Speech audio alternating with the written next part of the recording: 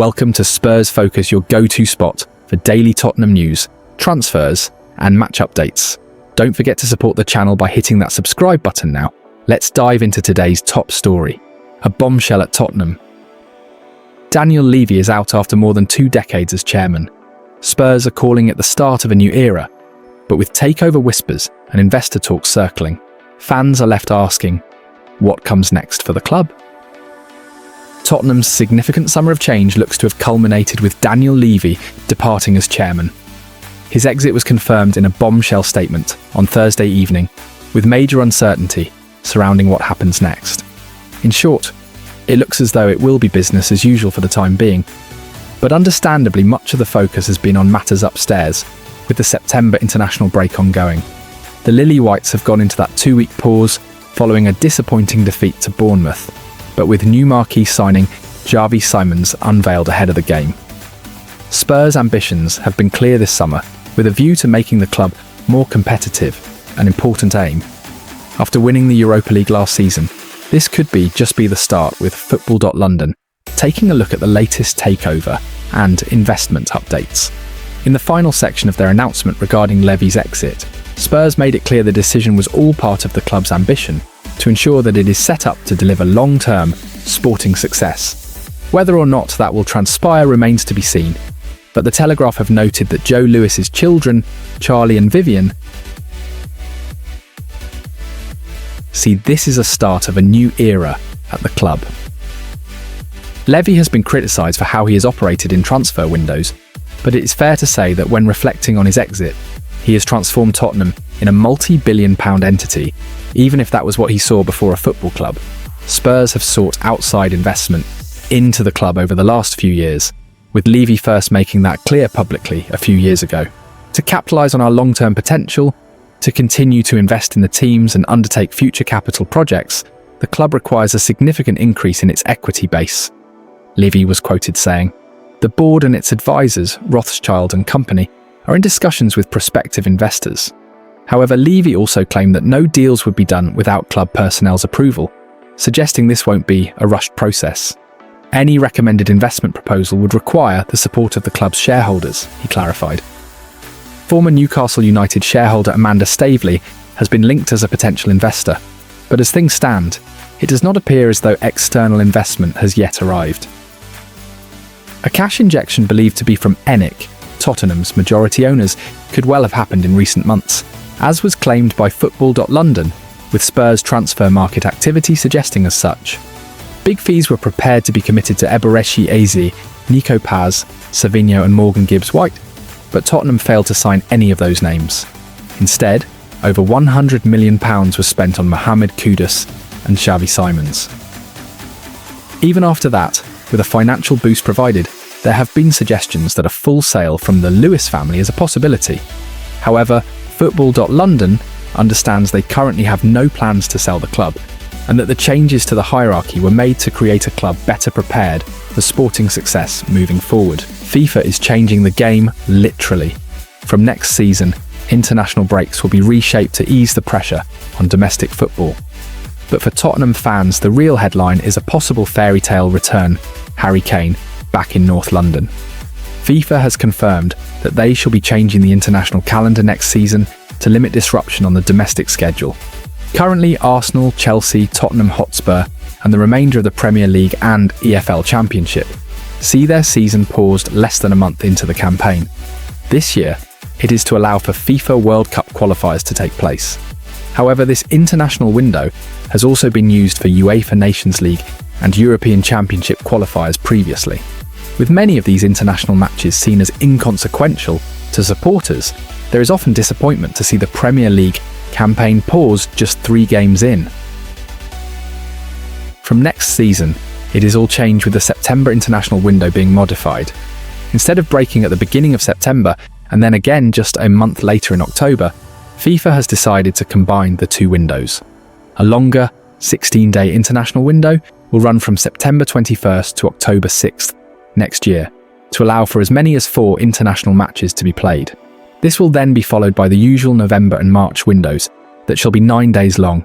The hope is that there will be less disruption for teams in the top flights around the world, while also allowing countries to play the same amount of international fixtures. For now, the London Premier League clubs will have to make do with the current arrangements, but fans will not have to wait long to see their teams back in action. The Gunners return on Saturday, September 13th. In the early kickoff against Nottingham Forest, Spurs will travel to face fierce rivals, West Ham United, in the tea-time kickoff, before Chelsea feature in a rare Saturday night fixture when they visit Brentford at 8 p.m. Tottenham Hotspur have been handed a positive update should they wish to pursue a transfer for Bayern Munich striker Harry Kane in the near future. Kane came through the ranks at Spurs and became a club legend, having become the North London side's all-time leading goalscorer. However, after accomplishing this achievement, the centre-forward and England captain chose to move on to pastures new in a bid to win silverware. After having a move to the Premier League blocked by former chairman Daniel Levy, Kane managed to make the switch to Bayern, where, on the second attempt, he managed to win the Bundesliga. The striker has been a revelation in Bavaria, with 91 goals in 100 appearances for the club. After having a move to the Premier League blocked by former chairman Daniel Levy, Kane managed to make the switch to Bayern, where, on the second attempt, he managed to win the Bundesliga. The striker has been a revelation in Bavaria with 91 goals in 100 appearances for the club. He has started this season well too, scoring 6 goals already in all competitions. But there is a lingering sense that Bayern may look to sell Kane back to a Premier League club next summer, considering that his contract expires in 2027. Such a move would allow Kane the opportunity to break Alan Shearer's all-time Premier League goalscorer record and give him the chance to potentially play for Spurs once more. Speaking recently to TalkSport, German football expert Raphael Honigstein suggested that it was no secret at Bayern that Kane would look to end his career back in England. He added that it currently seemed unlikely that the 32-year-old would stay beyond his 2027 deal, and that the club are already looking towards the future. Vincent Kompany signed Chelsea's Nicholas Jackson in the summer transfer window. Honigstein was keen to point out that currently there were no plans for Jackson to replace Kane permanently, and that he joined as an understudy to the Englishman. But whether he is seen as a future plan once the striker leaves remains to be seen.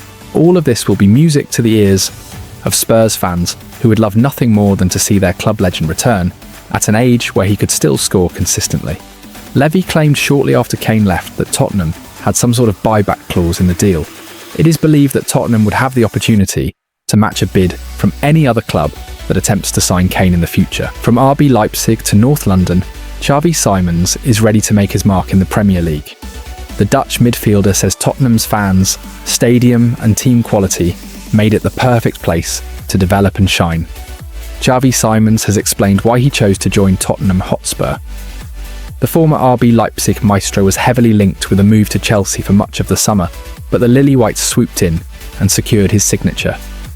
Football London understands that the Blues were in talks with the Bundesliga outfit regarding a potential deal for Simons for well over a month.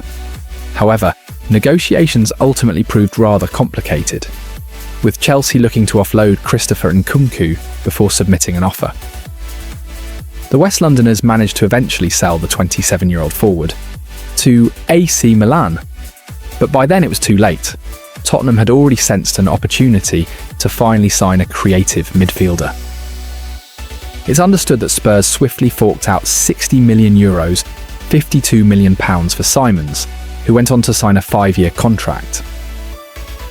In an interview with the German newspaper Leipziger Volkszeitung over the international break, the Dutchman explained why he decided to join Tottenham. As quoted by the Evening Standard, Simons said, "I'm happy to be a Tottenham player. Since I was a child, it's been my dream to play in the Premier League. The club's vision, the magnificent stadium, the fans, the quality of the team, the coach. It's a fantastic environment. I want to settle in quickly in my new home and show why Tottenham signed me." On interest from Bayern Munich, Simon said, "In football there are always discussions, but I don't want to name names. Max Ebel, the sporting director at the Allianz Arena, was one of those who brought me to RB Leipzig, and I'll always be grateful to him for that. The most important thing was to find a place where I could develop and express my playing style. That's the way it is at Spurs." My first impressions of the club are great. I felt the energy and ambition when I was introduced to the fans.